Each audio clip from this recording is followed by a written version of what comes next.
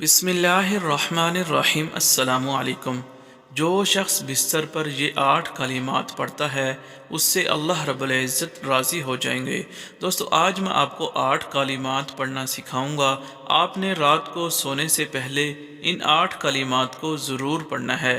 انشاءاللہ تعالی اللہ رب العزت آپ سے راضی ہو جائیں گے۔ آئیے ان کلمات کو میرے ساتھ پڑھیں اور یاد کریں۔ نمبر 1 یا اللہ، نمبر 2 یا رحمن، نمبر 3 یا رحیم، نمبر 4 سبحان اللہ، نمبر 5 الحمد للہ، نمبر 6 لا الہ الا اللہ، نمبر 7 اللہ اکبر، نمبر 8 رب اغفر لی ذنوبی۔